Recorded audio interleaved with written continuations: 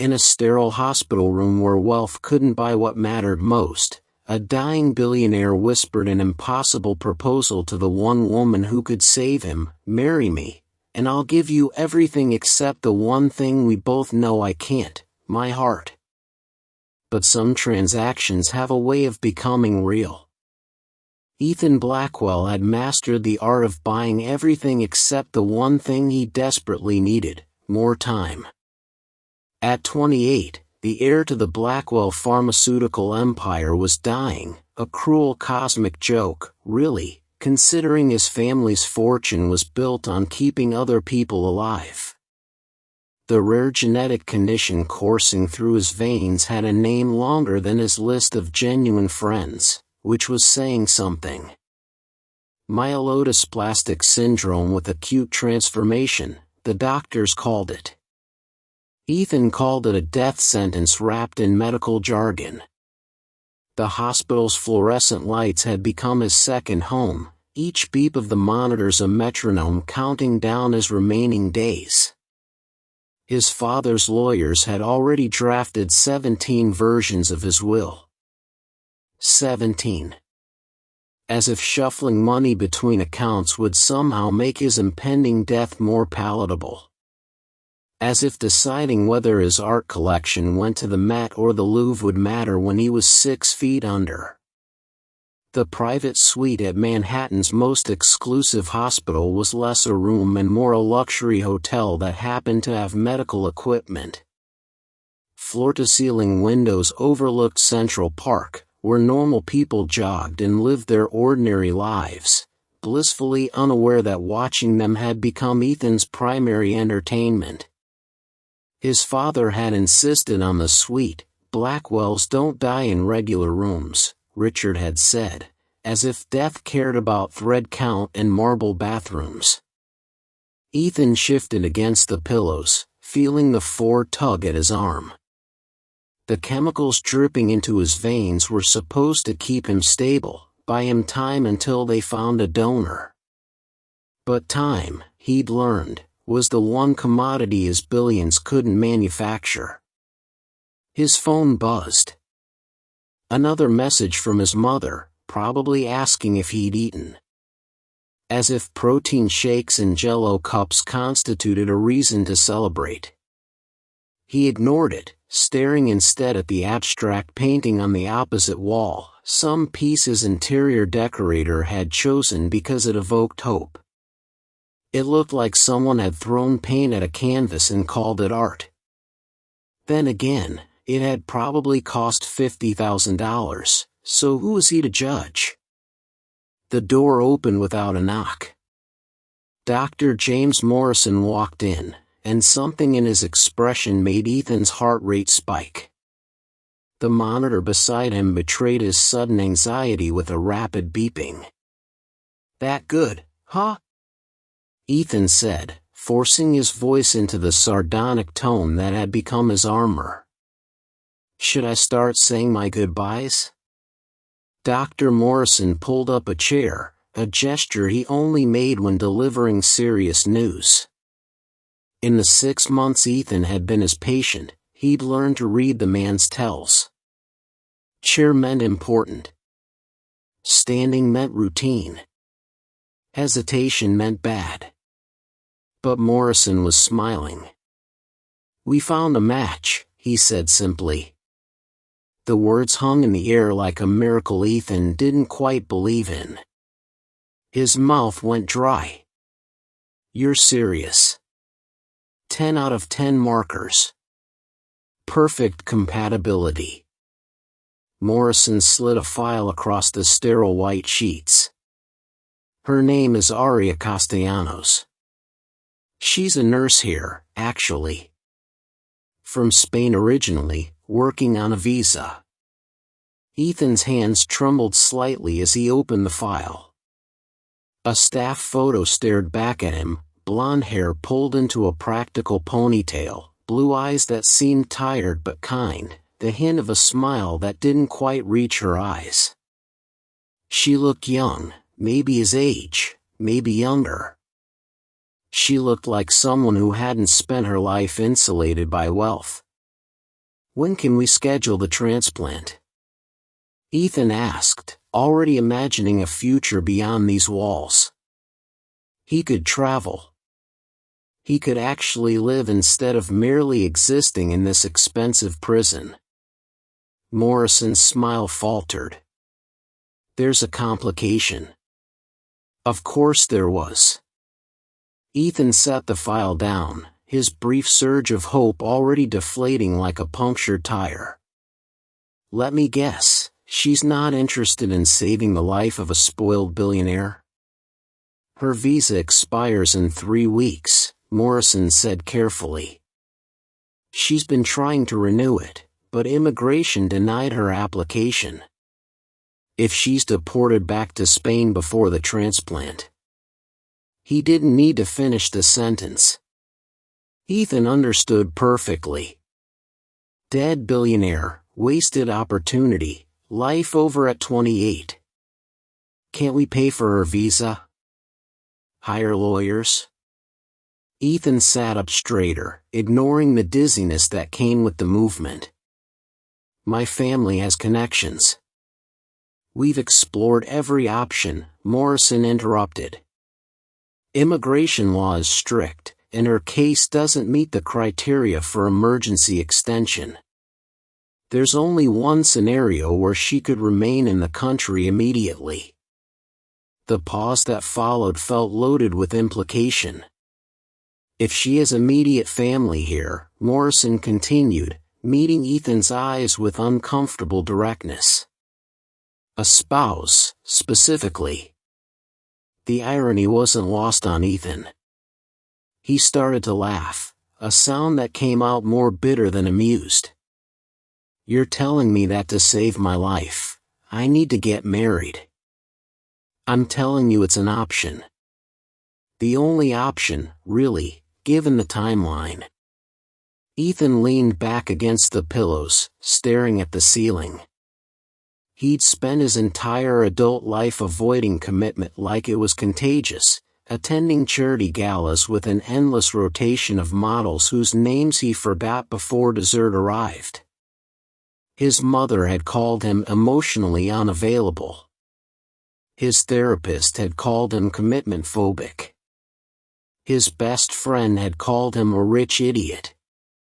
They were all probably right. He'd watched his parents' loveless marriage, his father's affairs, his mother's pills and charity events, the way they existed in the same mansion like ghosts haunting separate wings. He'd sworn he'd never trap himself that way, never reduce love to a transaction or a merger of bank accounts. Now his life depended on exactly that kind of transaction. Does she know? Ethan asked quietly. About this option? Not yet. I wanted to speak with you first. Morrison stood, his chair scraping against the polished floor. I'll understand if you need time to think about it. But Ethan, you don't have much time. 3 weeks until her visa expires. 6 weeks, maybe 8, until your condition becomes critical without the transplant. After Morrison left, Ethan stared at the file photo for a long time. Aria Castellanos. She had a name, a life, probably dreams that didn't include a fake marriage to a dying stranger. What would he even say to her? Marry me so you can stab my hip bones with needles and extract marrow while I hallucinate on anesthesia? Romance truly was dead. But he wanted to live. God help him, despite everything, the loneliness, the meaningless existence, the knowledge that his fortune meant nothing against the randomness of genetic lottery, he wanted to live. His phone buzzed again. This time, instead of his mother, it was a notification from his bank, another $1 million in interest, earned while he lay dying.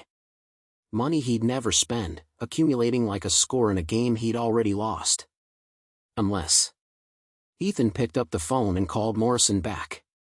Set up a meeting, he said. I want to talk to her.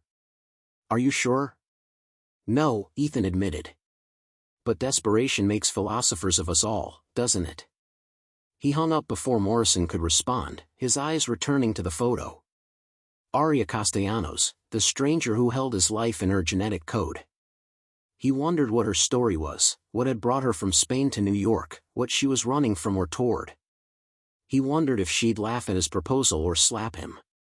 He wondered if she'd say yes. Outside, the sun was setting over Central Park, painting the sky in shades of orange and pink that seemed almost obscenely beautiful. Ethan watched it through his window, counting the days he had left, and tried to figure out how to ask someone to marry him when love was the one thing he couldn't offer. What would you do if your life depended on marrying a complete stranger? Would you take the chance? Aria Castellanos had learned to recognize the sound of bad news by the way people cleared their throats before delivering it. Dr. Morrison was doing it now, standing in the doorway of the nurse's station with that particular expression, part sympathy, part discomfort, that she'd seen on the faces of immigration officers, hospital administrators, and her landlord when he'd mentioned the rent increase. She didn't look up from the patient chart she was updating, determined to finish documenting Mrs. Patterson's vitals before whatever fresh disaster was about to upend her day. "Aria, do you have a moment?" She glanced at the clock mounted above the medication dispensary. Her double shift had started at 6 that morning. It was now approaching 2 in the afternoon, and she hadn't eaten anything except a stale bagel someone had left in the break room. Her feet ached in her sensible sneakers, her ponytail had come loose hours ago, and she had approximately 700 things to do before her shift ended at midnight. "Is it about Mrs. Patterson's discharge papers?" she asked, still writing. "Because I already told her son that Medicare doesn't cover." "It's about your visa." Aria's pen stopped moving. She set it down carefully, precisely, on the counter, buying herself a few seconds before she had to look up and see whatever was written on Morrison's face. Her visa. The sword of Damocles that had been hanging over her head for the past 8 months, ever since immigration had denied her renewal application. 3 weeks. That's all she had left before she'd be deported back to Spain, back to Valencia where her mother's medical bills were piling up like accusations, where her younger brother was trying to afford university on a waiter's salary, where her father's grave overlooked the Mediterranean and reminded her daily that she'd promised him she'd make something of herself. "I know when it expires," Aria said quietly, finally meeting Morrison's eyes. "I've already started packing." It was a lie. She hadn't packed anything because packing meant accepting defeat, and Aria Castellanos hadn't left her entire life behind to give up when things got difficult. But hope was exhausting, and she was so tired of fighting battles she couldn't win. "What if there was a way you could stay?" Morrison asked. Aria laughed, the sound sharp and humorless. "Unless you know an immigration lawyer who works miracles for free, I don't think." "It's not about lawyers." Morrison moved closer, lowering his voice even though the nurse's station was empty except for them. The rest of the staff was dealing with the usual afternoon chaos, post-op patients, families demanding answers, the controlled emergency that was the daily rhythm of a hospital. "There's a patient who needs your help. Specifically your help." "I'm a nurse. Helping patients is literally my job description." "He needs a bone marrow transplant." "You're a match." 10 out of 10 markers. The words took a moment to land. Aria had been on the bone marrow registry since nursing school. It was something most healthcare workers did, a small gesture toward making the world slightly less terrible. She'd never expected to actually match with anyone. The odds were astronomical. "That's..." She started, then stopped, her mind racing through implications. A bone marrow donation was a serious procedure, required surgery and recovery time. When would the procedure be scheduled? That's the complication. Morrison pulled up a chair, and Aria felt her stomach drop. The chair. He was using the chair. The patient is Ethan Blackwell. His condition is critical. Without the transplant within the next 6 to 8 weeks, he'll die. Blackwell. As in the Blackwell pharmaceutical empire. As in the family whose name was on half the hospital wings and research centers in Manhattan. Aria had seen Ethan Blackwell exactly once, being wheeled past the nurse's station on a gurney, too pale and too thin, surrounded by an entourage of specialists. She thought, even the rich can't buy their way out of everything. "I'll do it," she said immediately. "Of course I'll do it. But my visa." "If you're deported before the procedure, he dies," Morrison said bluntly. "We've explored every legal avenue. Immigration law is inflexible. The only way you can remain in the country legally is if you have immediate family here. A spouse." The floor seemed to tilt slightly. Aria gripped the edge of the counter. "You're asking me to marry him." "He's asking you to marry him," Morrison corrected. "I'm just facilitating the conversation. He wants to meet you, discuss the arrangement." Arrangement. Such a clinical word for something so absurd. Aria felt laughter bubbling up in her chest, the kind that came from shock rather than humor. "This is insane. He's offering compensation. Significant compensation. Legal permanent residency, financial security. You're describing a business transaction, not a marriage." "I'm describing a solution," Morrison said carefully. "For both of you. He gets to live. You get to stay in the country, help your family, continue your nursing career. It doesn't have to be permanent. Just long enough for the transplant and recovery." Aria closed her eyes. She thought about her mother, about the medical bills that kept coming, about her brother trying to study while working 3 jobs, about the promises she'd made to her father before he died. "Make something of yourself, Pequena. Don't let this family's struggles define you." "When does he want to meet?" she heard herself ask. "This afternoon. His suite is on the 7th floor." Of course it was. The 7th floor, where rooms cost more per night than most people's monthly rent, where the wealthy came to die in comfort and pretend their money made them immortal.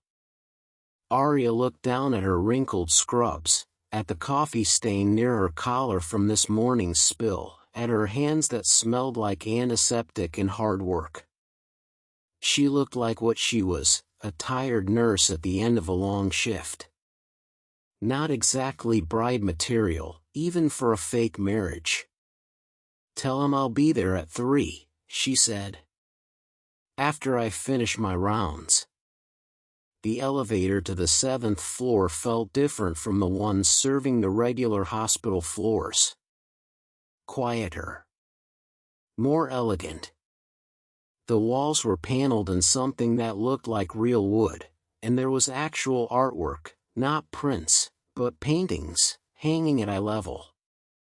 Even the air smelled different up here, less like disinfectant and more like expensive hotels.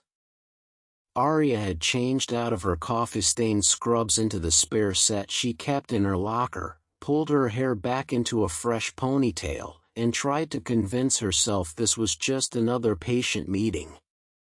Except patients didn't usually propose marriage. Patients didn't usually offer life-changing sums of money. Patients didn't usually look at you like you were simultaneously their salvation and their doom. Suite 714. She stood outside the door for a full minute, hand raised to knock, trying to organize her thoughts into something coherent. What did one say in this situation? "Hi, I hear you need a wife and some bone marrow." The absurdity of it all threatened to overwhelm her again. She knocked. "Come in." The voice was deeper than she expected, roughened by medication or exhaustion or both. Aria pushed open the door and stepped into a room that looked nothing like a hospital suite and everything like a luxury apartment that happened to have medical equipment. The afternoon light streamed through floor-to-ceiling windows, illuminating a space that seemed designed to make people forget they were dying. Ethan Blackwell sat in a leather chair near the window, and four-pole beside him, a laptop balanced on his knees. He looked up as she entered, and Aria felt the full weight of his attention settle on her like a physical thing. He was handsome in that particular way wealthy people often were: good genetics, good healthcare, good everything except luck. Dark hair that probably looked better before chemotherapy, gray-green eyes that seemed to catalog everything about her in a single glance, sharp cheekbones that illness had made sharper. He wore expensive loungewear, the kind that was designed to look casual but probably cost more than her monthly rent.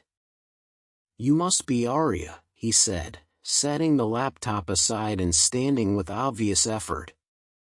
"I'd shake your hand, but I'm told physical contact should be limited until after the transplant. Infection risk." His attempt at humor fell flat. They stared at each other across the expanse of polished floor, two strangers about to discuss the most intimate legal contract two people could enter. "You want to marry me," Aria said, deciding directness was the only approach that made sense.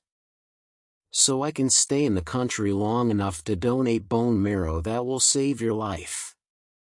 "When you say it like that, it sounds transactional," Ethan replied, moving back to his chair with careful movements. He gestured to the sofa across from him. "Please, sit.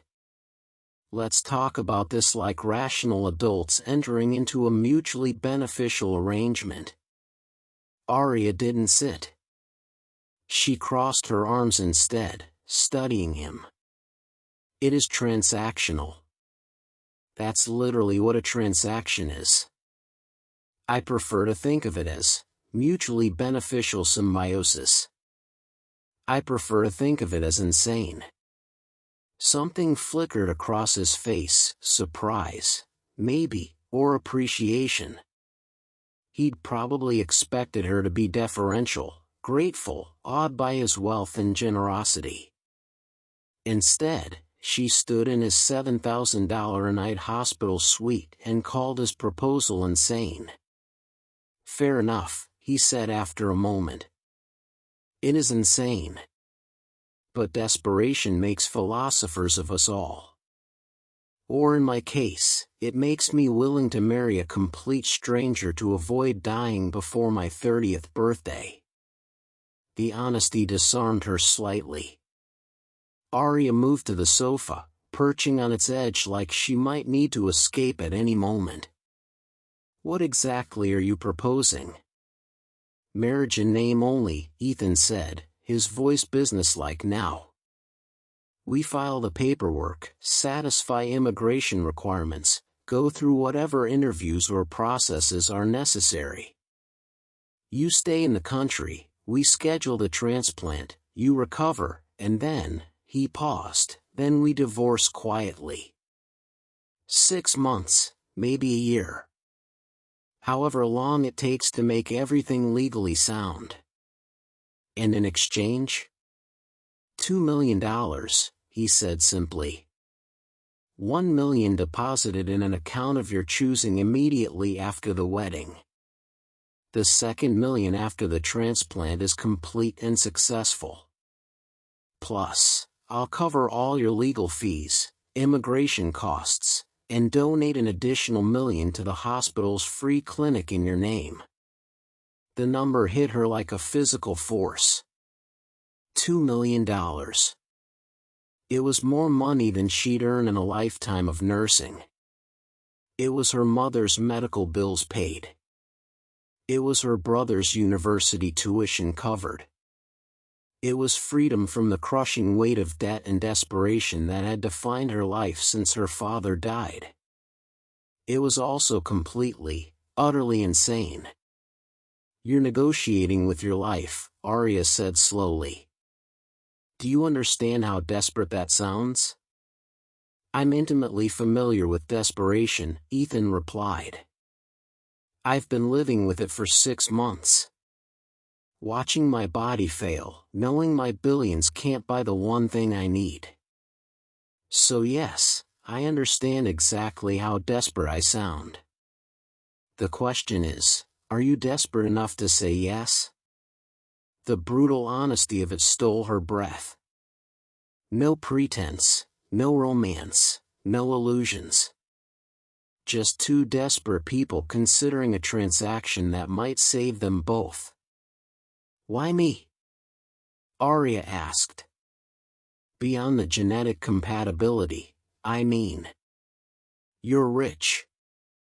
You could probably find someone willing to marry you for far less than $2 million. Because you're the only person who can save my life, Ethan said quietly. And because Dr. Morrison says you're honest, hardworking, and unlikely to sell the story to tabloids after our divorce. Those qualities are apparently harder to buy than I thought. Aria stood, moving to the window to put distance between them while she thought. Below, Manhattan stretched out in all its chaotic glory, millions of people living their normal lives, unaware that in this ridiculous palace in the sky, two strangers were negotiating a marriage of convenience that belonged in a romance novel, not real life. I need time, she said finally. To think about this. To talk to my family. You have 24 hours, Ethan replied, not unkindly. After that, we need to start the legal process or accept that it's not going to happen. Immigration doesn't care about contemplation periods. Aria turned to face him. He looked exhausted now, the brief animation from their conversation fading as his energy waned. He was dying. Actually dying. And she could save him, could give him more time, more life, more everything. All it would cost her was a temporary marriage and whatever remained of her ability to believe in love. 3 million, she heard herself say. 2 for me, 1 for the clinic. And you pay for my mother's medical treatments in Spain. All of them. For as long as she needs care. Ethan blinked. Then, incredibly, he laughed, a real laugh that transformed his face entirely. You're negotiating up while I'm literally dying. You're a billionaire, Aria said, channeling a confidence she didn't feel. Don't pretend 3 million is going to bankrupt the Blackwell empire. He studied her for a long moment, those gray-green eyes seeing something she wasn't sure she wanted him to see. Then he nodded. Deal, he said. 3 million, your mother's care, and a quiet divorce when this is all over. Marry me, Aria Castellanos, and save my life. Aria walked back to the sofa, extended her hand across the space between them, infection risk be damned, and waited. Ethan stood, his own hand trembling slightly as he gripped hers. His palm was warm, his grip firm despite his obvious weakness. Deal, she whispered. But we're doing this my way. No press, no publicity, no pretending to be something we're not. This is a transaction. Nothing more. Nothing more, Ethan agreed. But as their hands remained clasped for a moment too long, Aria felt something shift in the air between them, a recognition, maybe, or a warning. She pulled her hand back quickly, as if she'd been burned. Some transactions, her grandmother used to say, had hidden costs that only revealed themselves later. Looking at Ethan Blackwell's tired smile, Aria suspected she was about to discover exactly what her grandmother meant. The courthouse wedding took place on a Thursday afternoon between a contested traffic ticket and a small claims dispute over a defective refrigerator. Aria stood in the hallway of the Manhattan Marriage Bureau, wearing the only dress she owned that wasn't a nurse's uniform, a simple navy sheath she'd bought for her nursing school graduation. Ethan had offered to buy her a wedding dress, which she declined so quickly he'd actually flinched. This wasn't that kind of wedding. This wasn't any kind of wedding, really. It was paperwork with witnesses. Ethan arrived 20 minutes late, escorted by his attorney, a sharp-eyed woman named Patricia Chin who looked at Aria like she was a math problem that didn't quite add up. He'd gained some color since their meeting 3 days ago, probably from whatever cocktail of medications they were pumping into him to keep him stable until the transplant. He wore a charcoal suit that probably cost more than Aria's car, if she'd owned a car.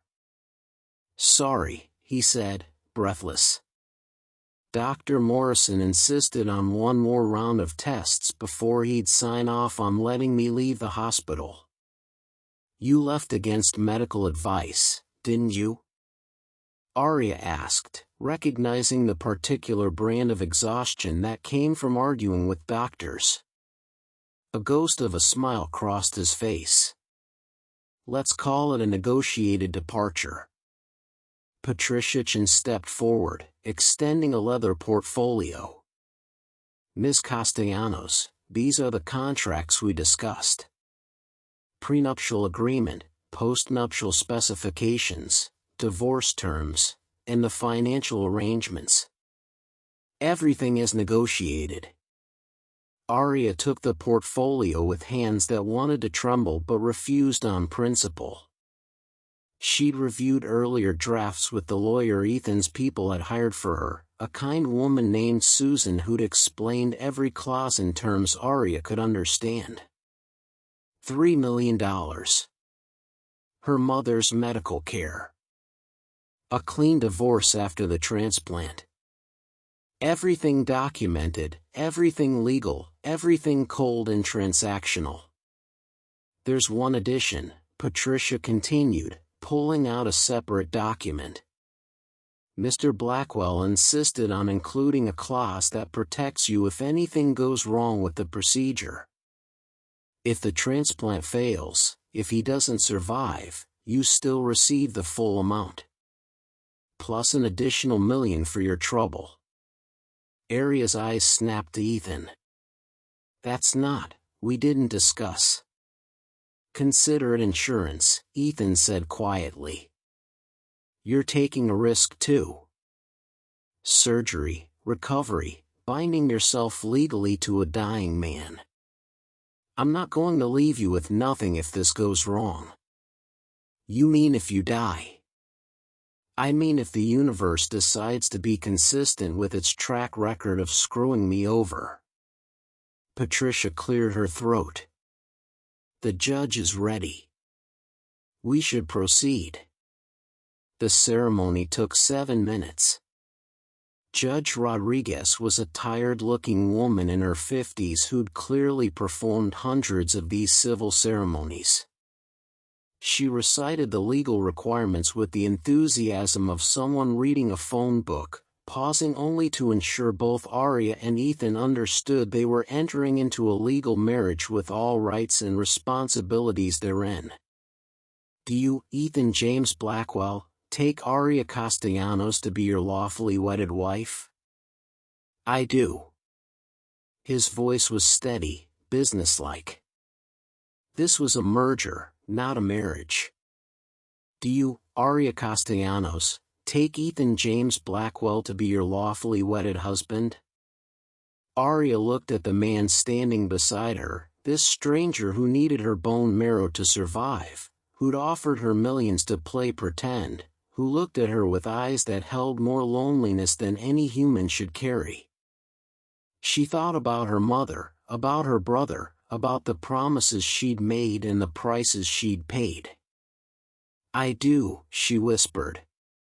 "By the power vested in me by the state of New York, I now pronounce you husband and wife." "You may." Judge Rodriguez paused, glancing between them with a look that suggested she knew exactly what kind of marriage this was. You may seal this union however you see fit." There was no kiss. Ethan extended his hand instead, and Aria shook it, feeling the warmth of his palm, the slight tremor that betrayed his exhaustion. Patricia and Susan signed as witnesses. Papers were filed. Stamps were applied. And just like that, Aria Castellanos became Aria Blackwell. The name felt foreign in her mouth, like wearing someone else's clothes. They stood on the courthouse steps afterward, an awkward triangle with Patricia checking her phone and making notes about their next legal steps.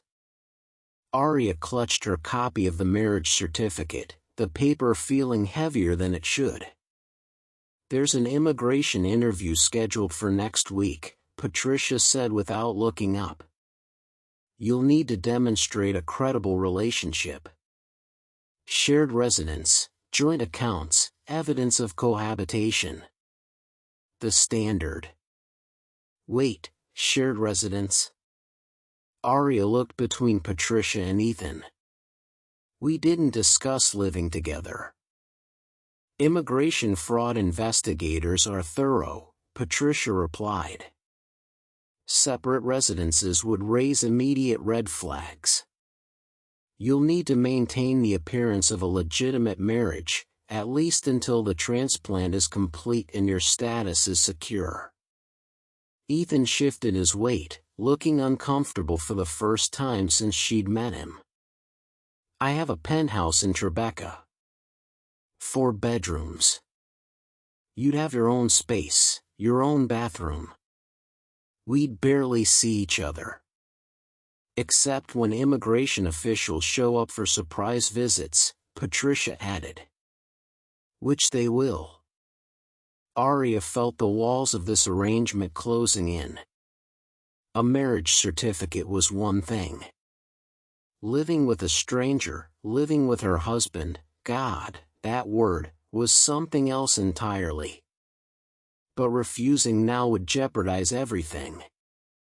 The visa, the transplant, the money that could save her family. "Fine," she said, her voice sharper than intended. "When do I move in?" "Tonight would be best," Patricia said. "We need to establish residency as quickly as possible. I've already had movers pack your apartment. Your belongings will be delivered by 6. The presumption of it stole Aria's breath. These people had packed her life without asking, made decisions about her home, her space, her existence. This was what wealth did. It steamrolled over normal human courtesy and called it efficiency. "Excuse me?" Aria's voice went dangerously quiet. "You had people go through my things?" "Standard procedure," Patricia said, still not looking up from her phone. "Standard procedure is asking permission." "Aria." Ethan's voice cut through her rising anger.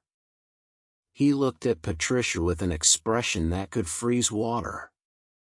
"Give us a moment. Please." Patricia finally looked up, startled. Then she nodded and walked down the steps, phone pressed to her ear. Ethan turned to Aria, and for the first time since they'd met, he looked genuinely apologetic. "I'm sorry." Patricia is efficient to the point of overstepping. "I should have anticipated she'd do something like this. I should have asked you first." "You should have," Aria agreed, still angry but slightly mollified by the apology. "I'm not one of your acquisitions, Ethan. I'm a person who agreed to help you. That doesn't give you permission to run my life." "You're right. It doesn't." He pulled out his phone, typed something quickly. "I'm texting Susan.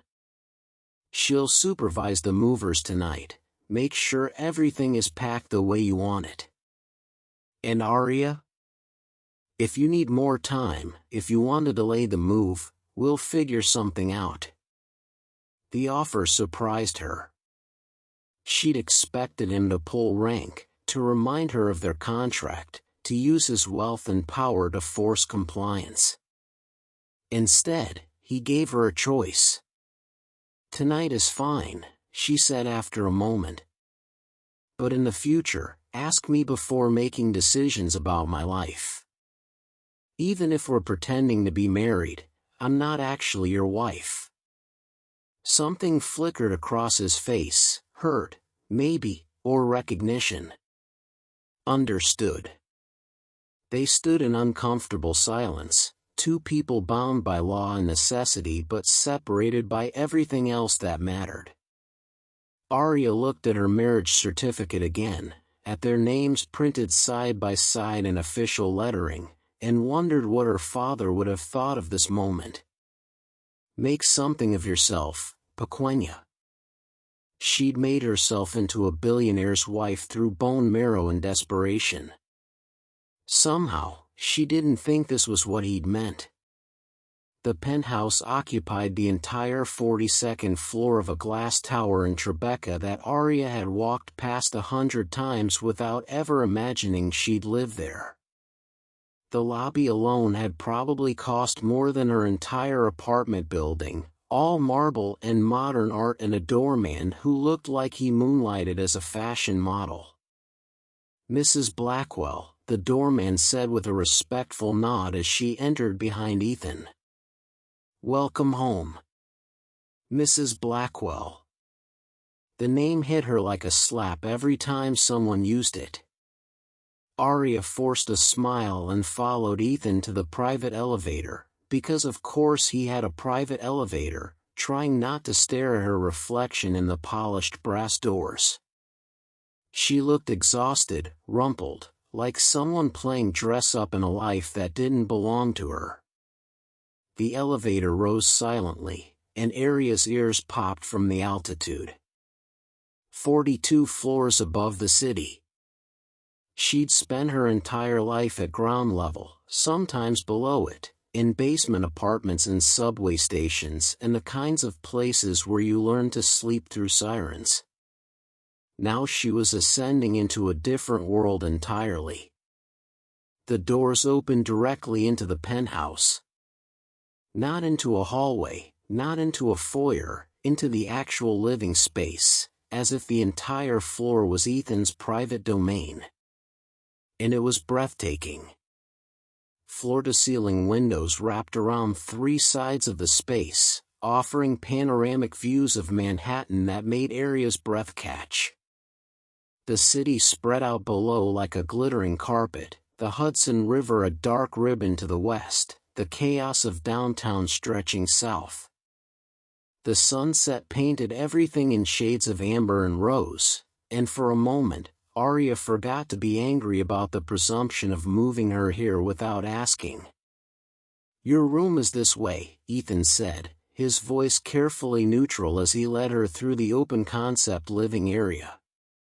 The space was decorated in that particular style of wealthy minimalism, expensive furniture that looked uncomfortable, abstract art that probably cost six figures, everything in shades of white and gray and chrome. It felt like a hotel. No, worse, it felt like a museum where you weren't supposed to touch anything. He opened a door at the far end of the space, and Aria stepped into what he'd called a bedroom but was actually larger than her entire previous apartment. A king-sized bed dominated one wall, dressed in linens so white they seemed to glow. Floor-to-ceiling windows offered views north toward Central Park. A door led to what she assumed was a bathroom, and another to what looked like a walk-in closet. "The bathroom has heated floors," Ethan said, lingering in the doorway like he wasn't sure whether to enter. "And the shower has, well, it has a lot of settings. There's an instruction manual in the drawer. The closet is empty, obviously. My assistant can take you shopping tomorrow if you need." "I don't need charity," Aria interrupted, sharper than she intended. I have clothes. I wasn't implying. He stopped, ran a hand through his hair in a gesture that made him look younger, more uncertain. I'm not good at this. At having someone else live here. I usually live alone. You mean you usually have models over who don't require instruction manuals for the shower? The words came out before she could stop them, and Aria immediately regretted them. But Ethan just laughed, a surprised bark of sound that echoed in the cavernous room. Touché, he said. Though for the record, I've never actually brought anyone here. This is my space. Was my space. He gestured vaguely at the penthouse beyond. Now it's our space, I suppose. For however long this arrangement lasts. Our space. The words felt wrong, too intimate for what they actually were. Roommates. Housemates. Legal partners in a transaction that happened to involve a marriage certificate. Where's your room? Aria asked, suddenly aware that she had no idea where he slept, what his private space looked like. Other end of the penthouse. You won't hear me, won't see me unless you want to. There's a kitchen, fully stocked, though I barely use it. Cleaning service comes twice a week. The building has a gym, a pool, whatever you need. He paused. I'm not trying to buy your comfort, Aria. I'm just trying to make this situation bearable for both of us. The honesty in his voice softened something in her chest. I know, she said quietly. I'm sorry. This is a lot. The wedding, the move, all of it happening so fast.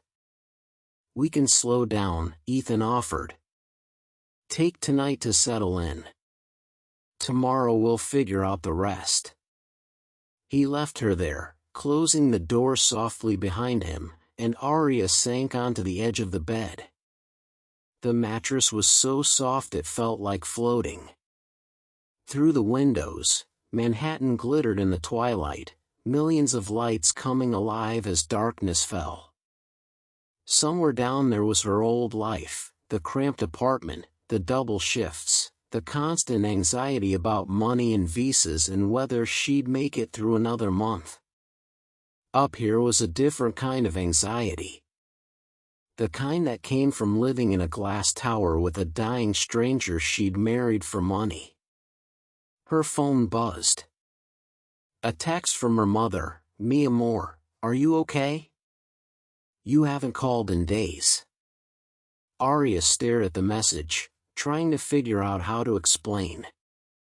I got married to a billionaire I barely know so I can save his life and pay for your medical bills seemed like the kind of thing that required more than a text message.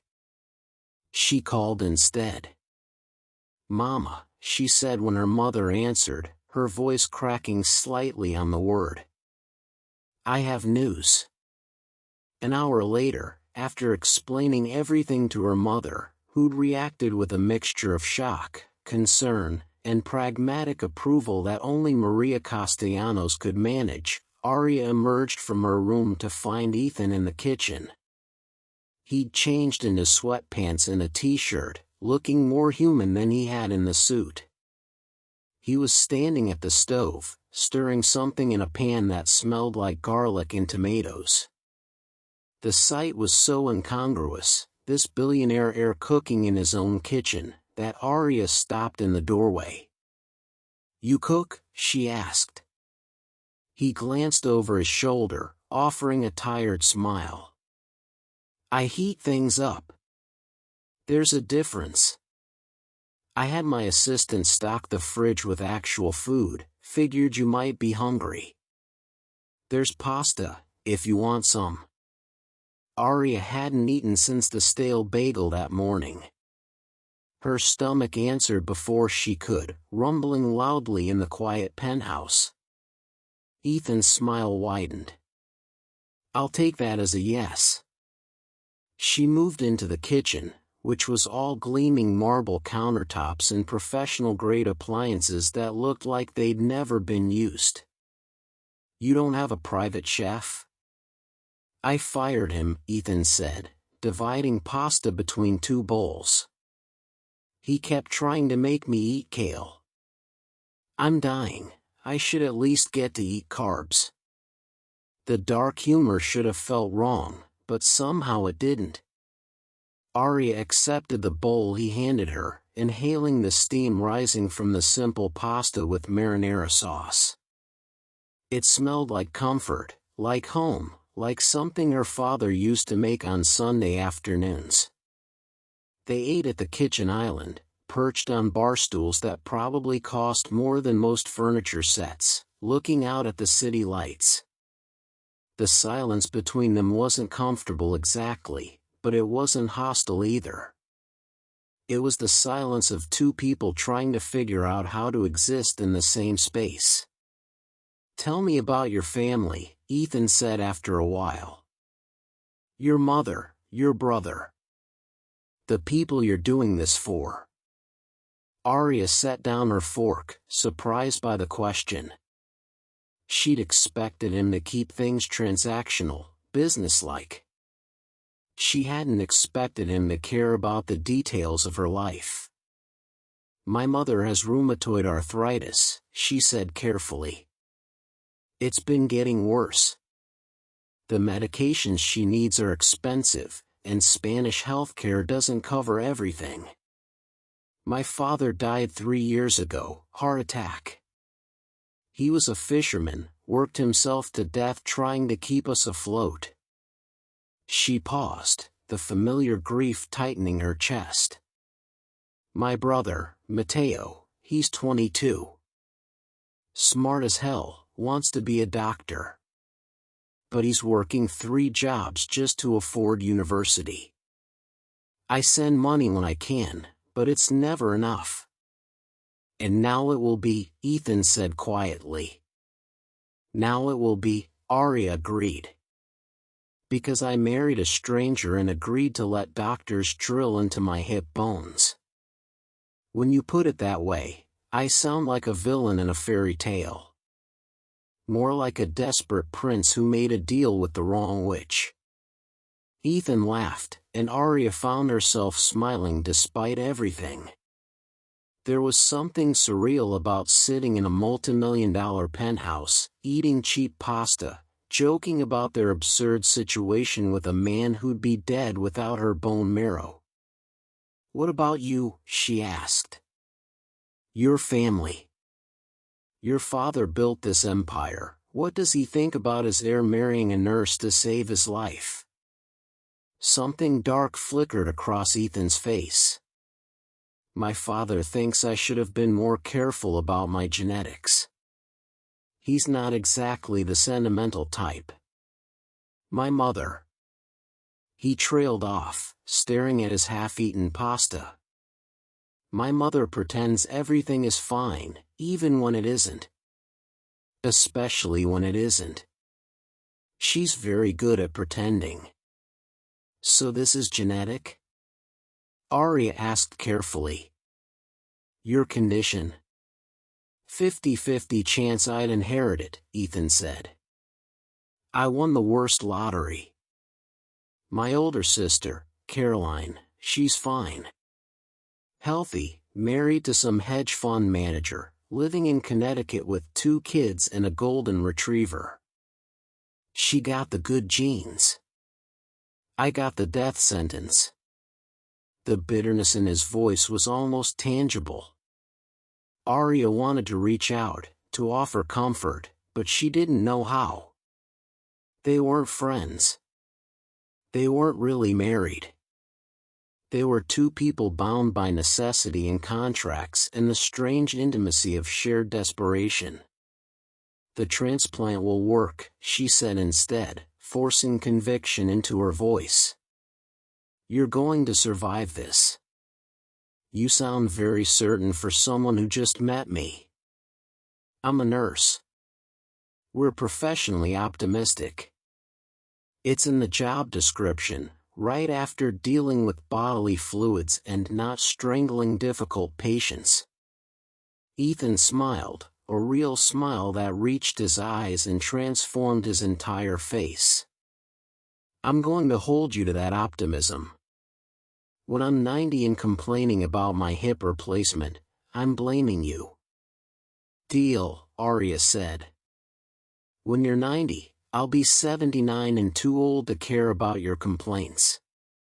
The math of their fake marriage stretched out before them, decades they'd never actually share, growing old separately after this brief intersection of their lives. The thought should have been comforting. Instead, it felt strangely melancholy. Ethan collected their empty bowls, rinsed them in the sink with the careful movements of someone conserving energy. I'm going to turn in, he said. Tomorrow we start preparing for the transplant. Dr. Morrison wants to run final tests, make sure everything's aligned. What time? Early. 7 a.m.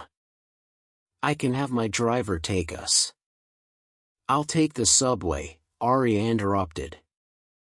I don't need a driver. Aria, you live on the 42nd floor of a luxury building in Tribeca. If you take the subway, people are going to have questions. He had a point. Everything about this arrangement required careful choreography, calculated appearances, the illusion of a real marriage for immigration officials and nosy journalists. Taking the subway to the hospital while her husband rode in a private car would raise exactly the kind of questions they couldn't afford. Fine, she conceded. But I'm not getting used to it. Noted, Ethan said, already moving toward his end of the penthouse. He paused at the hallway, turning back. Aria? Thank you. For all of this. I know it's not what you signed up for when you came to America. Neither is dying at 28, Aria replied. We're both doing things we didn't sign up for. After he disappeared down the hallway, Aria remained at the kitchen island, staring out at the city lights and trying to reconcile the man she'd just shared pasta with, vulnerable, darkly funny, surprisingly kind, with the billionaire heir she'd imagined. He wasn't what she'd expected. Nothing about this was what she'd expected. And that, she suspected, was going to be the most dangerous part of their arrangement. Because somewhere between the courthouse wedding and the heated floors and the pasta at midnight, Aria had started to see Ethan Blackwell as a person instead of a transaction. And people, unlike contracts, were much harder to walk away from. The immigration officer had the kind of face that revealed nothing, practiced neutrality that came from years of listening to people lie about their relationships, their intentions, their entire lives. Officer Janet Chen sat across from Ethan and Aria in a windowless room that smelled like bad coffee and bureaucratic skepticism. The marriage certificate lay on the table between them like evidence at a trial. Which, Aria supposed, it was. How did you meet? Officer Chen asked, pen poised over her notepad. They'd rehearsed this. Patricia had drilled them for hours on their cover story, making them repeat it until it sounded natural. But under Officer Chen's penetrating stare, even the truth felt like a lie. At the hospital, Aria said. I was his nurse. That's romantic, Officer Chen replied, her tone suggesting it was anything but. And how long were you dating before the marriage? 3 weeks, Ethan said smoothly. I know it sounds fast, but when you know, you know. When you know you're dying, you mean? The bluntness of it made Aria flinch. Beside her, Ethan's hand tightened on the armrest of his chair, but his expression remained calm. "My condition certainly put things in perspective," he said carefully. "Made me realize I didn't want to waste time pretending I didn't have feelings for Aria." Officer Chen made a note. "And your visa expires in 2 weeks, Ms. Castellanos." "Excuse me, Mrs. Blackwell." "Convenient timing." "Life-saving timing," Aria corrected, letting some steel enter her voice. "My husband needs a bone marrow transplant. I'm the only compatible donor. Should I have let him die while waiting for my visa to be processed through normal channels? That depends on whether this marriage is legitimate or fraudulent." The accusation hung in the air like smoke. Aria felt her pulse quicken, her palms growing damp. Everything depended on this interview: her visa, the transplant, Ethan's life, her family's future. One wrong answer, one inconsistency, and it all collapsed. "Tell me about your wedding," Officer Chen continued. "Who attended?" "Just our attorneys," Ethan said. "It was a civil ceremony. Simple. No family? No friends? No celebration?" "My family lives in Spain," Aria explained. "And Ethan's condition makes large gatherings risky. We're planning a proper celebration after the transplant." Another note. Another skeptical look. "Where does your husband keep his toothbrush, Mrs. Blackwell?" The question was so abrupt, so specific, that Aria almost laughed. This was the test, the details that proved whether you actually lived with someone or were just pretending. "The master bathroom," she said. "Left side of the double sink. Electric, blue handle. He also has a backup in the guest bathroom because he's paranoid about the battery dying." It was true. She'd noticed it 3 days ago when she'd accidentally wandered into his bathroom looking for aspirin. The small detail had stuck with her: this man who could buy 1,000 toothbrushes kept a backup like a normal person who'd been caught unprepared once. Officer Chen's expression didn't change, but something shifted in her posture. "What side of the bed does he sleep on?" "The right," Aria answered. "Near the window. He says he likes watching the sunrise." Also true. Ethan had mentioned it during one of their awkward morning encounters in the kitchen, when she'd found him already awake at dawn, coffee in hand, staring out at the city turning gold. "What's his coffee order?" "Black, no sugar. But he pretends to like the fancy espresso drinks when we're in public because he thinks it makes him seem more sophisticated." Ethan shot her a look that was half surprise, half amusement. She'd caught him dumping a caramel macchiato down the sink last week, muttering about overpriced nonsense. Officer Chen turned to Ethan. "What's your wife's favorite food?" "Paella," he said without hesitation. "Her grandmother's recipe. She gets homesick for it, especially late at night. I've tried to order it from every Spanish restaurant in Manhattan, but none of them get it right." This was news to Aria.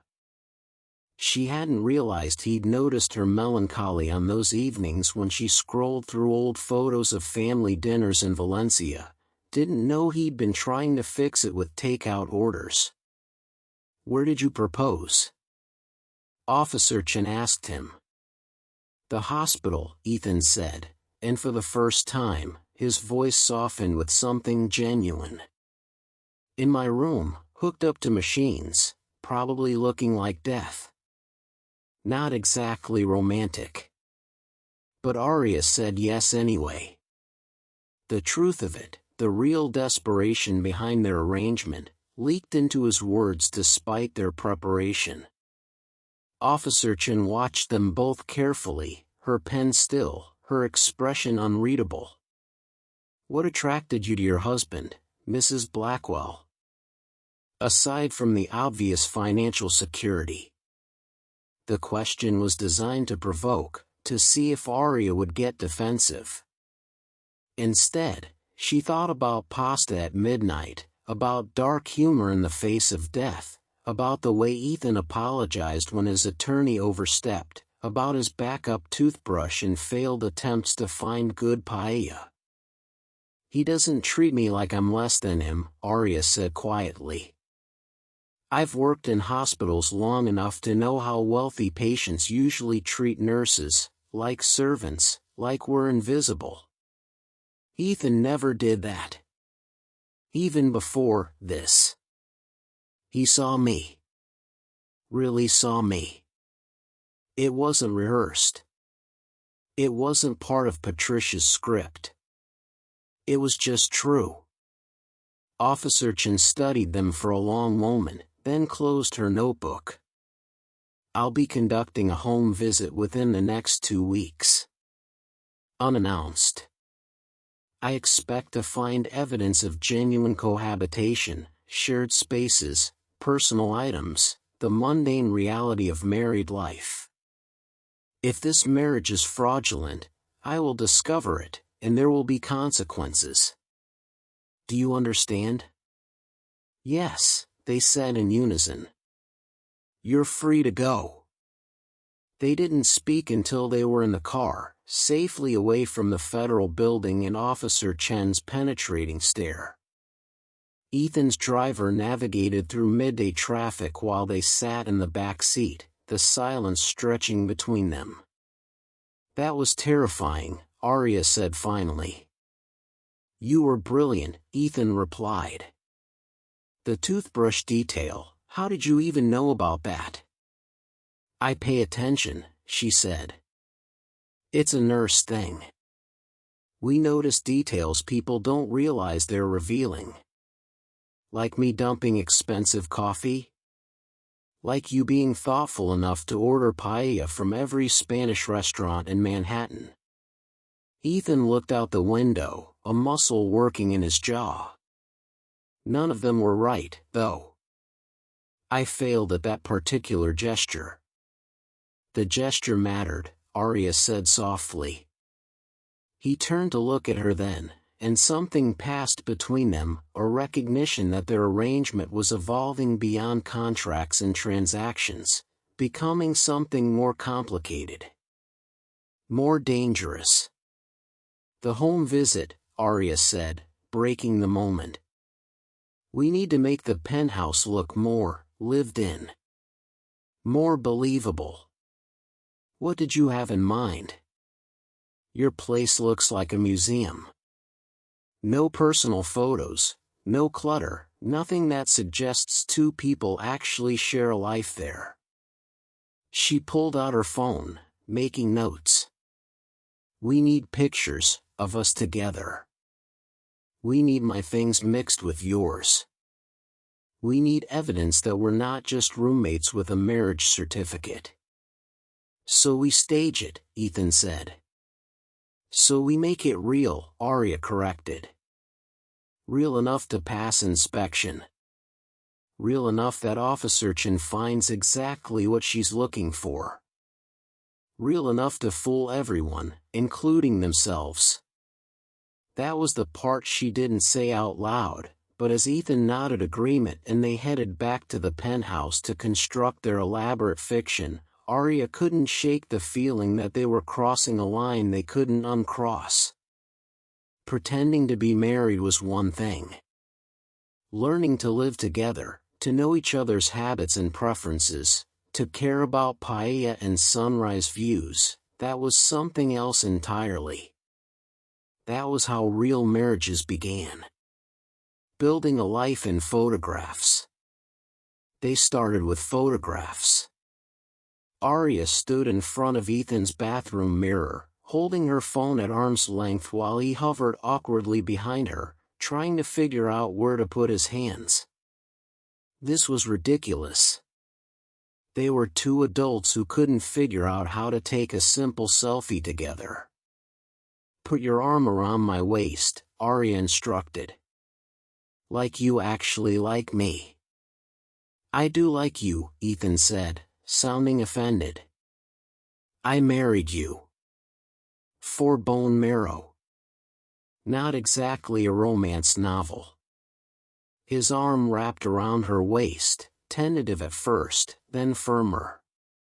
His hand settled on her hip, and Aria felt the warmth of it through her shirt. In the mirror, they looked almost convincing, a couple comfortable with each other's touch. Smile, she said. Like you're happy. I am happy. I'm not dead yet. Ethan. Fine. He smiled, and it transformed his face the way it always did, softening the sharp edges that illness had carved into his features. Aria snapped several photos, then reviewed them critically. These are terrible, she announced.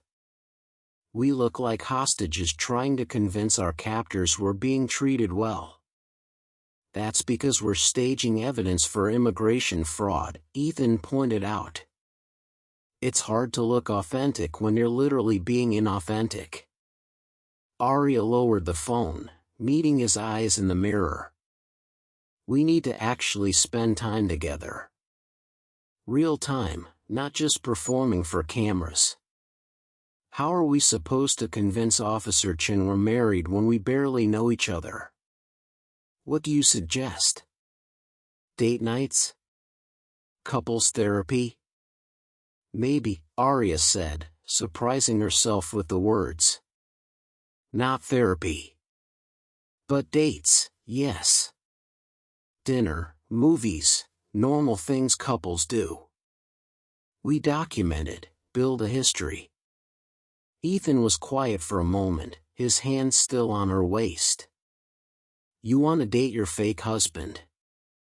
I want us to be convincing enough that you don't die and I don't get deported, Aria corrected. If that requires pretending to date, then yes. Their first date was dinner at a small Italian restaurant in the West Village, Ethan's choice, though he'd asked her opinion first, which Aria appreciated. The place was intimate without being romantic, busy enough that they wouldn't be overheard but quiet enough to actually talk. Ethan had insisted on making a reservation under their real names. Immigration checks these things, he'd explained. Credit card statements, reservation records. We need evidence we go out together. So there they were, Mr. and Mrs. Blackwell, sitting across from each other with menus and wine glasses and the strange performance of being a real couple. Tell me something true, Aria said after the waiter left with their order. Not the rehearsed answers for Officer Chen. Something real. Ethan swirled his wine, considering. I'm terrified, he said finally. Of the transplant, yes, but more of surviving it. Of having to figure out what to do with a life I never expected to keep living. The honesty caught her off guard. What would you do? If you survive? I don't know. That's what terrifies me. He set down his glass, meeting her eyes. I've spent 6 months preparing to die. Making peace with it, settling affairs, saying goodbyes I didn't really mean. Now there's a possibility I might actually have a future, and I have no idea what it looks like. All my plans end at 30. Aria reached across the table, covering his hand with hers.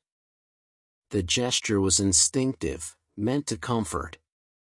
But the moment their skin touched, something electric passed between them, awareness, recognition, the dangerous possibility of real connection.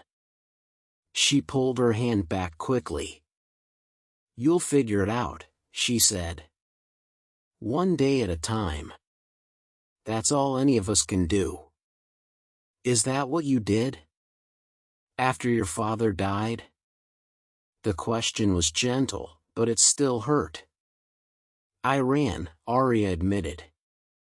Came to America because staying in Valencia meant watching my mother grieve and my brother struggle and being reminded constantly of everything we'd lost. I told myself I was being practical, that sending money home was helping. But really, I was just escaping. And now? Now I'm married to a dying billionaire and living in a penthouse that costs more per month than my father earned in a year. I'm not sure I'm any less lost than I was in Valencia. Ethan smiled, sad and understanding. We're quite a pair. Two people who don't know what they're doing, pretending to be married, hoping we survive long enough to figure it out. To survival, Aria said, raising her wine glass. To survival, Ethan echoed, clinking his glass against hers. The waiter brought their food, pasta for her, risotto for him, and they ate in comfortable silence. Halfway through the meal, Ethan's phone buzzed. He glanced at it, frowned, then set it face down on the table. My mother, he said. She wants to meet you. Have dinner, discuss the wedding we're supposedly planning after the transplant. You told her about me? She found out on her own. Saw the marriage certificate when she went through my hospital files. He grimaced. Privacy isn't really a concept my family understands. Aria set down her fork. What did you tell her about us? That it's complicated. That I married you because I needed to. That she should mind her own business for once in her life. He paused. She didn't take it well. Said I was being impulsive, reckless, that I was taking advantage of your situation. That's rich, coming from a Blackwell. She's not wrong, though, Ethan said quietly. I am taking advantage. You needed a visa. I needed bone marrow. We made a transaction that serves us both, but that doesn't make it ethical. I'm an adult, Ethan. I made my choice. Did you? Or did circumstances make it for you? The question hung between them, uncomfortable and true. Aria thought about the expiring visa, her mother's medical bills, the crushing weight of responsibility that had driven her to say yes to a stranger's proposal. Had it really been a choice when the alternative was losing everything? We both made choices, she said finally. Maybe not perfect ones. But they're ours. And we're living with them. Ethan nodded slowly, accepting her words even if he didn't quite believe them. They finished dinner in thoughtful silence, paid the bill, making sure to use Ethan's credit card for the immigration paper trail, and walked back to the car through streets that had grown dark and cool. On the drive home, Ethan's phone buzzed again. And again. His mother, persistent as always. Finally, he answered. Hello, Mother. Yes, I'm aware. No, she's not using me. Because I actually like her, that's why. He glanced at Aria, something vulnerable in his expression. I'll ask her. Tomorrow. Yes, I'll call you back. He hung up, rubbing his temples. She wants to meet you. This weekend. Brunch at their estate in Connecticut. Meeting the parents, Aria said, trying for lightness. How very married of us. You don't have to agree. I can tell her no. But Aria shook her head. We need to sell this, remember? Convincing your mother we're real is just as important as convincing Officer Chen. She's not going to make it easy. Good, Aria said, surprising herself with her own determination. I don't do easy. And if your mother wants to challenge me, she's welcome to try. Ethan laughed, genuine and warm. I almost feel sorry for her. She has no idea what she's up against. Neither did Aria, really. But as they rode the elevator up to the 42nd floor, to the penthouse they were slowly transforming into something that resembled a shared life, she realized she was no longer just performing for immigration officials.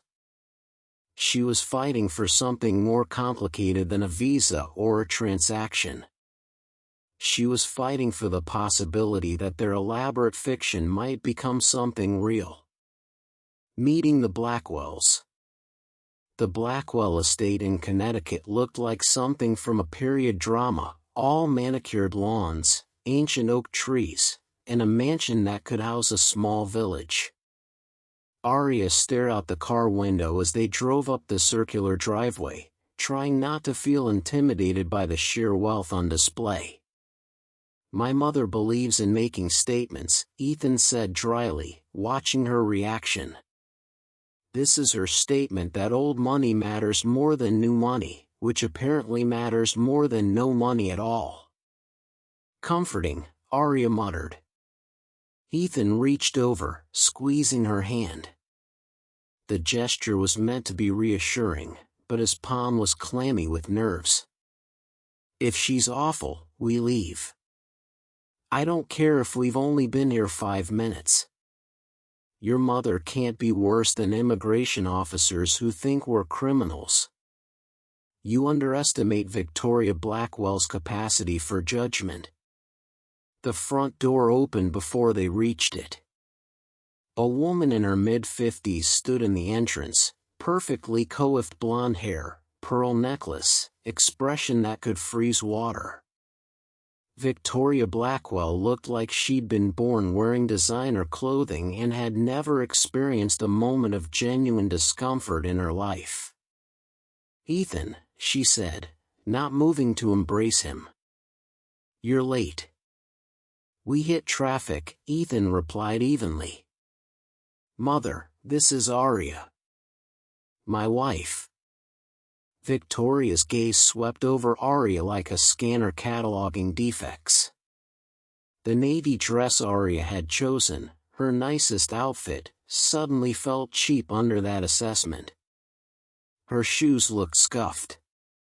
Her hair felt wrong. Everything about her screamed not from this world. How lovely to finally meet you, Victoria said, the words as warm as a January wind.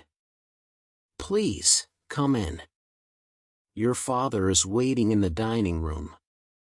The mansion's interior was exactly as oppressive as Aria expected, antique furniture, oil paintings of stern-faced ancestors, enough wealth displayed on walls and pedestals to fund a small country's healthcare system.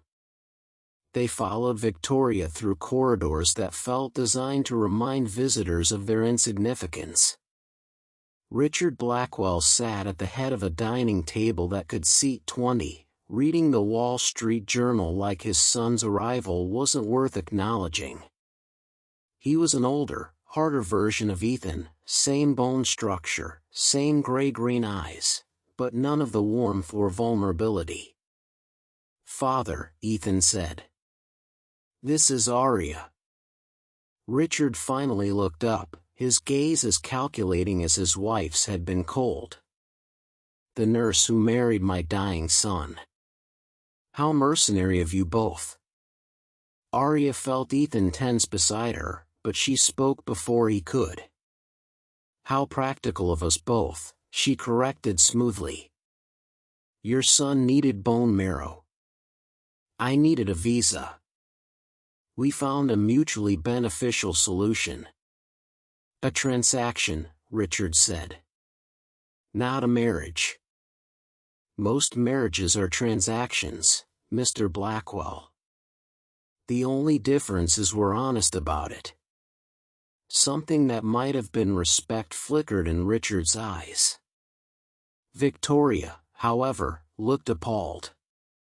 "Please, sit," Victoria said, her voice tight. Brunch is served.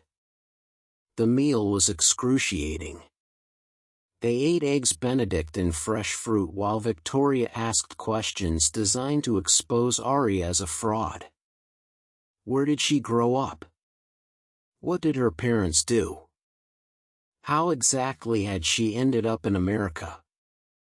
Each question felt like an accusation, like Aria needed to justify her entire existence to deserve a seat at this table. "My father was a fisherman," Aria said, meeting Victoria's eyes directly. "My mother worked in a textile factory. They gave me everything they had so I could become a nurse. I came to America to build a better life, to send money home. And yes, I married your son because I needed to stay in the country. But I'm also saving his life. So perhaps we can agree that makes me slightly more than a gold digger?" "Slightly more than a gold digger," Ethan interjected, "is not exactly a ringing endorsement of my wife, Mother." "Your wife," Victoria repeated, as if the word tasted bitter. "You've known her for what, a month? And you expect us to believe this is real?" "I expect you to respect my choices," Ethan said, his voice hardening. "Real or not, Aria is legally my wife. She's saving my life. The least you can do is be civil." "Civil," Richard said, speaking for the first time since they'd sat down. "Is that what we're calling this farce? Son, do you really think we're stupid enough to believe you fell in love with your nurse in the midst of dying?" "No," Ethan said quietly. "I don't think you've ever believed in love at all. Not between you two, certainly. Why would you believe in it for me?" The silence that followed was devastating. Victoria's fork clattered against her plate. Richard's jaw tightened, years of marital resentment suddenly visible beneath his composed exterior. Aria reached under the table, finding Ethan's hand, squeezing it. He squeezed back, holding on like she was the only solid thing in this room full of ghosts and recriminations. "We should go," Ethan said, starting to stand. "Sit down," Richard commanded. "We're not finished." "Yes," Ethan replied, "we are. I came here as a courtesy, to introduce you to Aria. But I don't need your approval, and I certainly don't need your judgment. I'm dying. Or I was, until Aria agreed to help me. If you can't be happy that I might actually survive, then I don't know what to tell you." He stood, pulling Aria up with him. Victoria looked stricken now, her composure cracking. "Ethan, wait." "No, Mother. I've waited my whole life for you and Father to actually see me. To care about something other than the family name and the business empire. I'm done waiting." They walked out of the dining room, through those oppressive hallways, out the front door into air that felt suddenly lighter. Aria's heart was racing, adrenaline coursing through her veins from the confrontation. "I'm sorry," Ethan said once they were in the car, his hands shaking as he gripped the steering wheel. "I'm so sorry you had to witness that." "Don't apologize," Aria said fiercely. "Your parents are." She searched for a word that wouldn't be too harsh. "Challenging." Ethan laughed, a broken sound. "That's diplomatic. They're miserable people who've been miserable for so long they can't imagine anyone else being happy.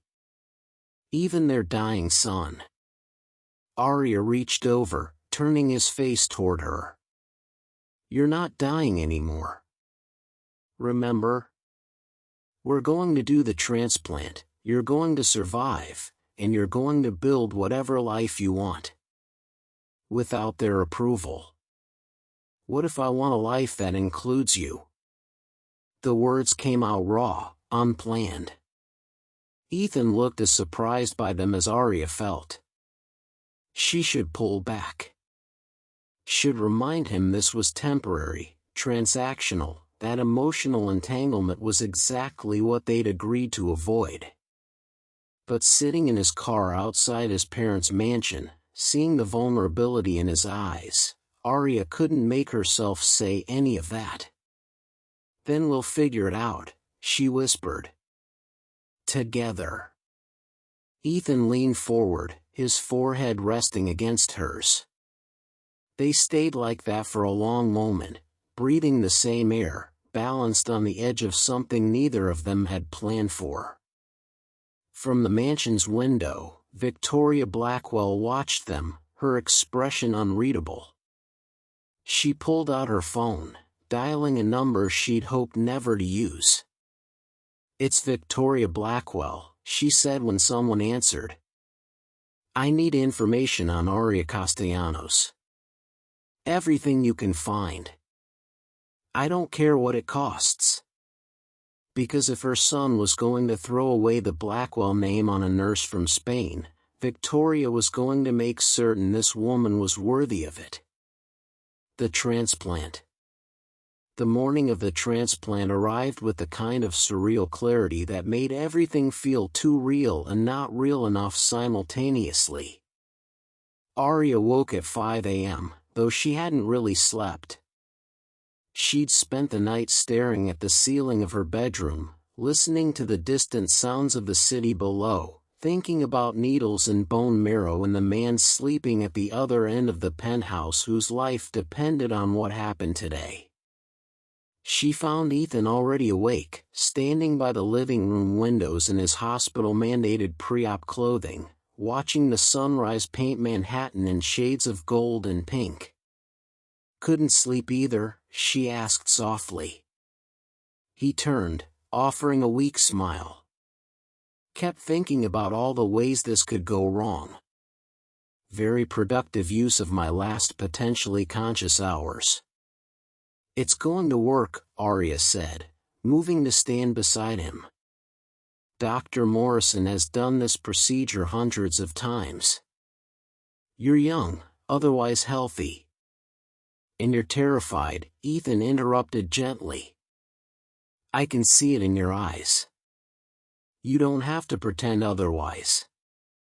Aria looked down at her hands. He was right. She was terrified. Not just of the procedure, though having needles driven into her hip bones wasn't exactly appealing, but of what it meant. Of how much she'd come to care about this man in the 6 weeks since their courthouse wedding. Of how devastating it would be if something went wrong. "I'm allowed to be scared," she said quietly. "You're my husband. Fake or not." "Aria." Ethan turned to face her fully, his gray-green eyes intense in the dawn light.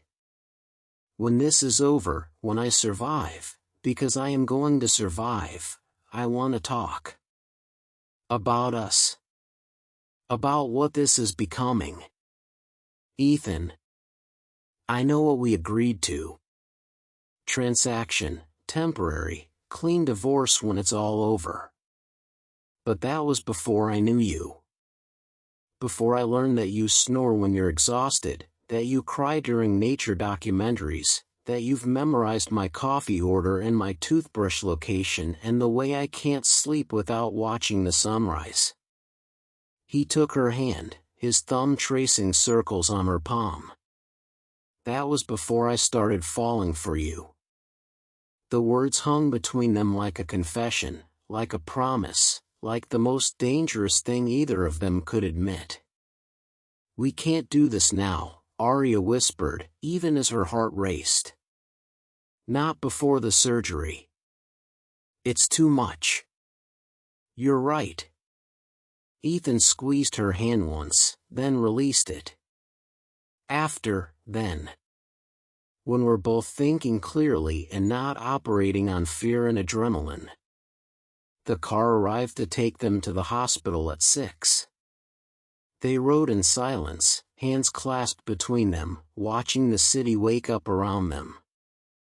The hospital had a particular smell that Aria both knew intimately and hated, antiseptic and anxiety, hope and fear all mixed together. They were taken to separate pre-op rooms, and suddenly Aria was alone with nurses who treated her like a patient instead of a colleague, asking her to change into a gown, explaining procedures she already understood. Dr. Morrison came in, his expression professionally reassuring. "How are you feeling?" "Like I'm about to let you drill into my bones," Aria said. "So, fantastic." He smiled. "The procedure takes about an hour.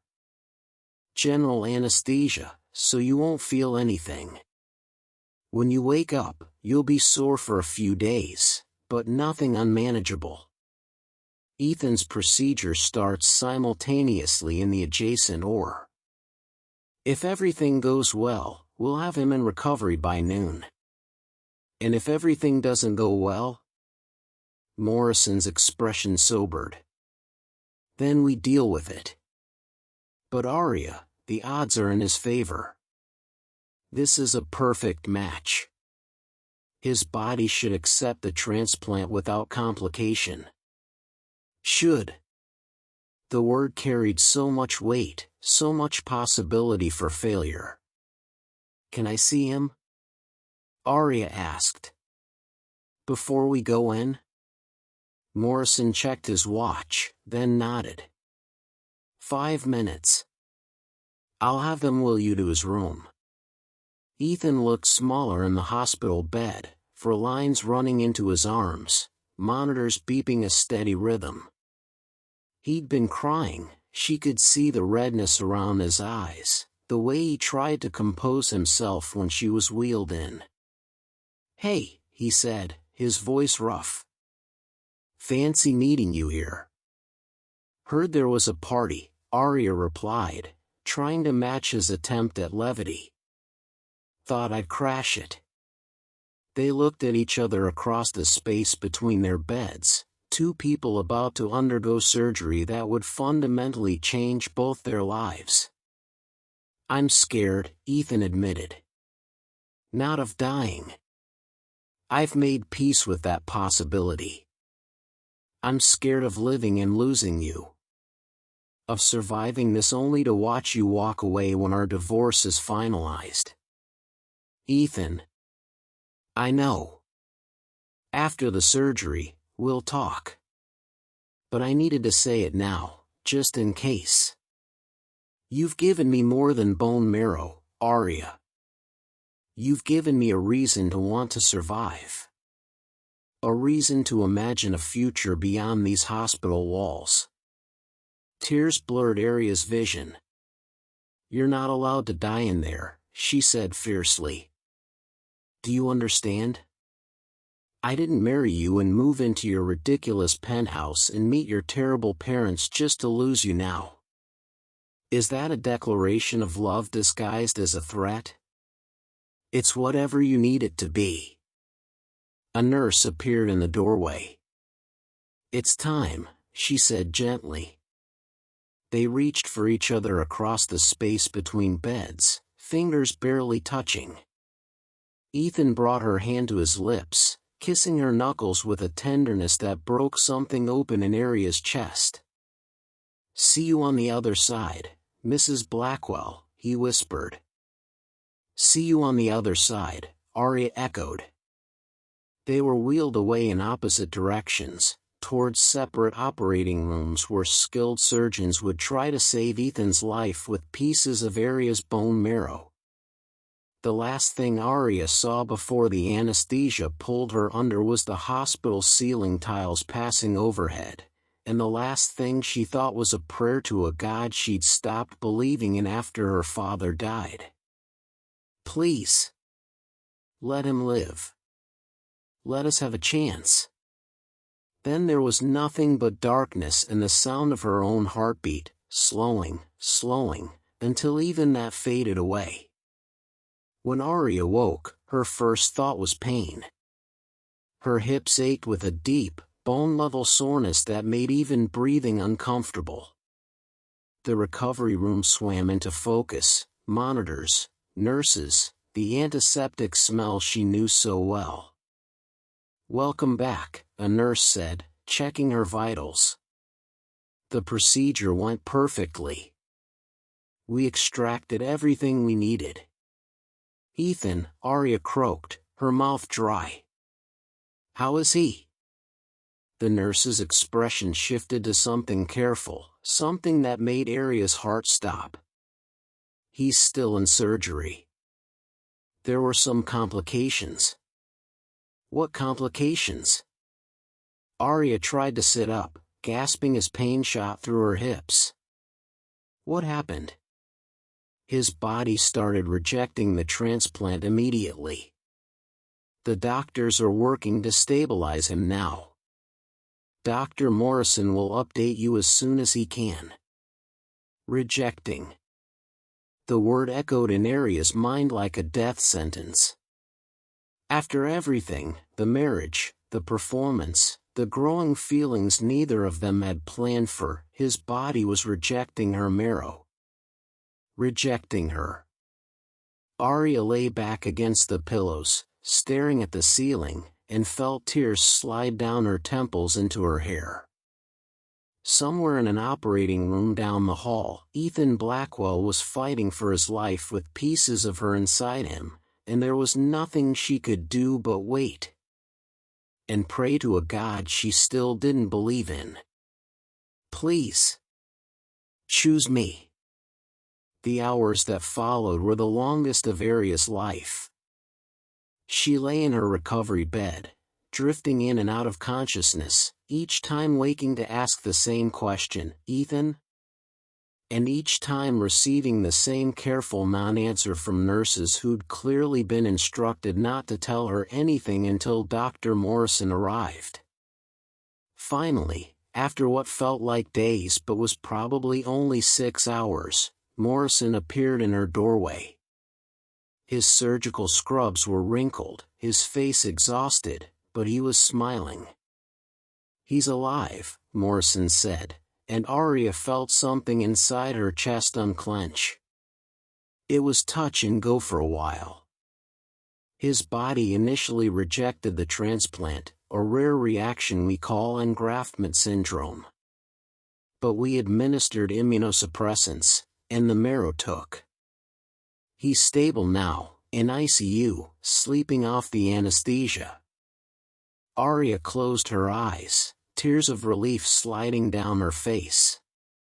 "Can I see him?" "Not yet. He needs to be isolated for the first 48 hours, infection risk." "But Aria, he's going to make it." "The transplant worked.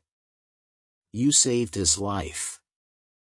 After Morrison left, Aria lay in her bed and cried, from relief, from exhaustion, from the bone-deep pain in her hips, from the overwhelming realization that Ethan was going to survive. They'd done it. Against all odds, their desperate arrangement had actually worked. Now came the harder part, figuring out what happened next. 3 days later, Aria was finally cleared to visit Ethan in his private recovery room. She moved slowly, her hips still aching, leaning on a cane the physical therapist had insisted she use. The nurses smiled at her as she passed. They all knew the story by now, the nurse who'd married a patient to save his life. Some of them thought it was romantic. Others thought it was mercenary. Aria didn't care what they thought anymore. She knocked softly on Ethan's door, then pushed it open. He was sitting up in bed, looking pale and thin but undeniably alive. His eyes lit up when he saw her, and that smile, the one that transformed his entire face, broke across his features. "You're walking," he said. "That's good. The cane is a nice touch. Very distinguished." "You're alive," Aria replied, moving slowly to the chair beside his bed. "That's better." They stared at each other for a long moment, all the words they'd left unsaid hanging between them. Finally, Ethan spoke. "I meant what I said. Before the surgery. About falling for you." Aria's heart raced. "Ethan. Let me finish," he interrupted gently. "I know what we agreed to. Transaction, clean divorce, everyone walks away with what they needed. And if that's still what you want, I'll honor it. The money is already in your account. Your mother's medical bills are paid. Your visa status is secure. You fulfilled your part of the arrangement, and I'm not going to hold you to anything more." He paused, taking a shaky breath. "But if there's any chance, any possibility that you might feel even a fraction of what I feel for you, then I'm asking you to stay. Not as my fake wife. As my real one. As my partner. As the person I want to build a life with." Aria felt tears building in her eyes. "You're asking me to choose you. Really choose you, not because of money or visas or transactions, but because I want to." "Yes," Ethan said simply. "I'm asking you to choose me." Aria thought about the past 2 months, the courthouse wedding, the penthouse that had become home, the pasta dinners and immigration interviews and terrible brunch with his parents. She thought about learning his coffee order and his sunrise ritual, about the way he tried to find good paella for her, about backup toothbrushes and small kindnesses that had added up to something bigger than either of them had planned for. She thought about falling in love with a man she'd married out of desperation, and how the most transactional moment of her life had become the most real. "I choose you," she whispered. "I think I've been choosing you since that first dinner, when you negotiated with me like I was your equal instead of someone you were paying. I choose you, Ethan. Not your money, not your name. Just you." Ethan reached for her hand, pulling her closer until she was perched carefully on the edge of his bed. "I'm going to kiss you now," he said. "Our first real kiss as a real married couple. Is that okay?" "You're asking permission to kiss your own wife?" "I'm asking permission to kiss the woman I love," he corrected. Aria leaned in, closing the distance between them, and kissed him. It was gentle, careful of his recovery and her pain, but it was also real in a way their courthouse wedding hadn't been. This kiss was a promise, a commitment, a choice they were both making freely. When they pulled apart, both of them were crying. "So," Ethan said, wiping his eyes with his free hand. "Does this mean you're canceling the divorce lawyer?" "I fired her yesterday," Aria admitted. "Right after Dr. Morrison told me you'd survive. I couldn't imagine walking away from you. Not after everything." "What about your family? Your mother and brother, do they know this was supposed to be temporary?" "I called them last night. Told them everything, including the part where I fell in love with you. My mother said she knew from the first phone call. Said I talked about you the way my father used to talk about her." Aria smiled through her tears. "She wants to meet you. Properly this time, not as a business arrangement." "I'd like that," Ethan said. "I'd like to meet the family of the woman who saved my life and then decided to keep me." A knock on the door interrupted them. Victoria Blackwell stood in the doorway, looking uncertain in a way Aria had never seen her before. She held a large folder in her hands, and her expression was complicated, part guilt, part something that might have been respect. "May I come in?" Victoria asked. Ethan nodded wearily. "Mother. What are you doing here?" Victoria entered, setting the folder on the bedside table.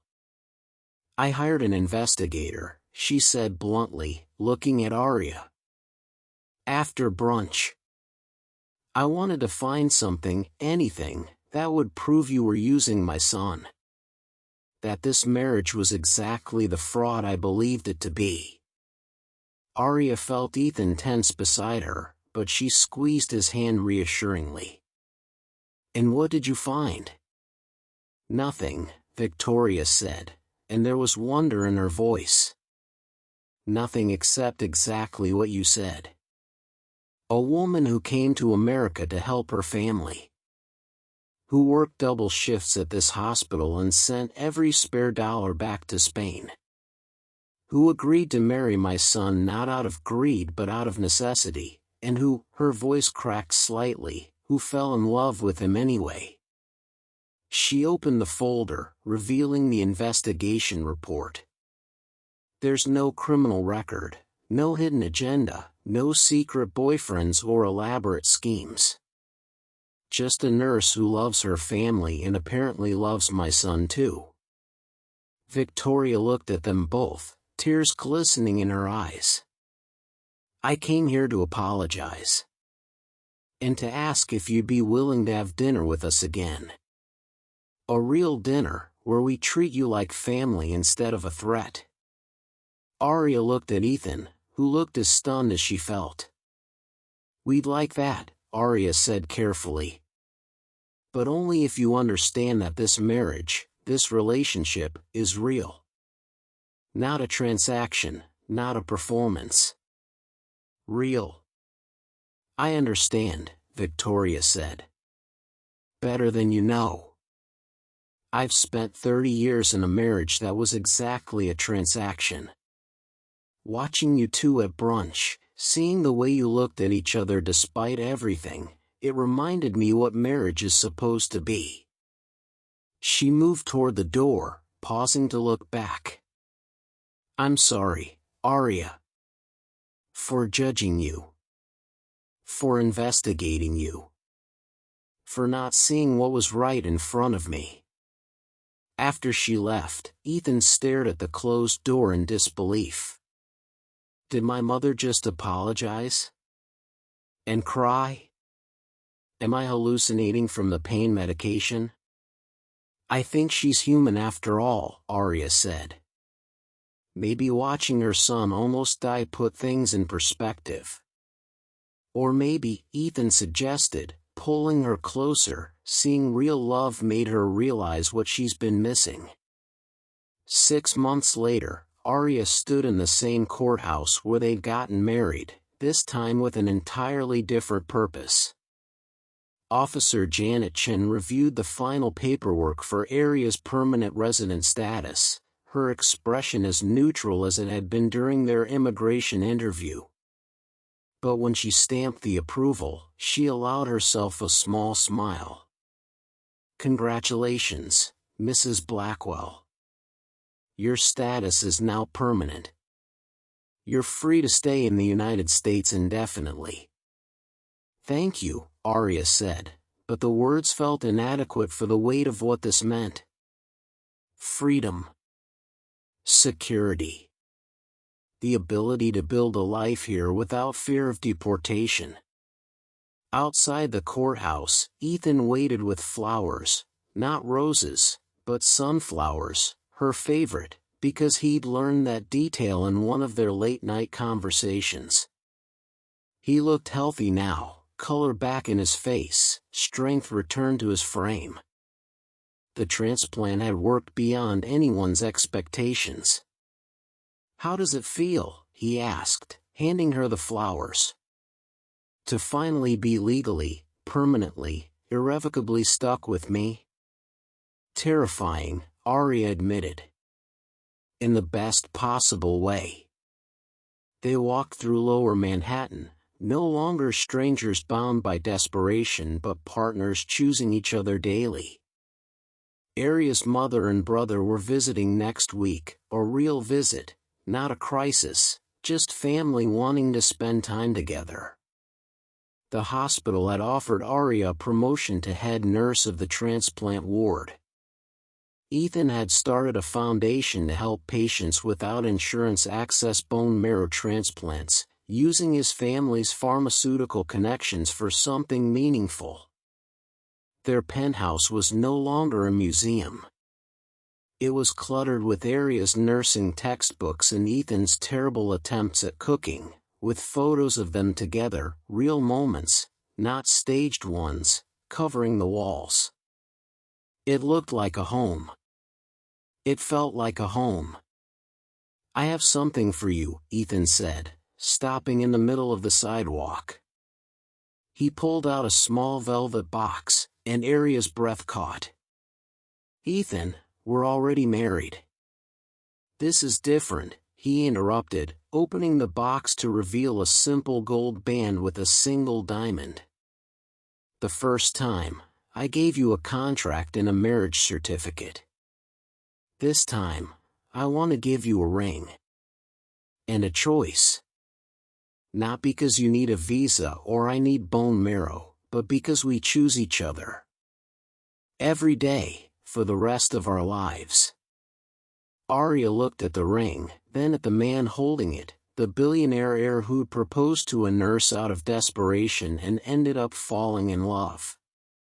The man who'd survived against all odds and decided to spend his second chance at life with her. "Yes," she whispered. "1,000 times yes." Ethan slipped the ring onto her finger, next to the plain band from their courthouse wedding. 2 rings for 2 marriages, one born of necessity, one born of love, both equally real in their own way. They kissed on the crowded Manhattan sidewalk, and this time it was perfect. This time it was a beginning, not a transaction. This time it was a promise they both intended to keep. 3 years later. Aria Blackwell stood at the window of the penthouse, watching the sunrise paint the city gold, just like Ethan did every morning. Behind her, she heard the sound of tiny footsteps, then felt small arms wrap around her legs. "Mama, is Papa awake yet?" She looked down at the little girl with dark hair and gray-green eyes, Sophia, named after Aria's grandmother, 2 years old and already displaying the stubbornness of both her parents.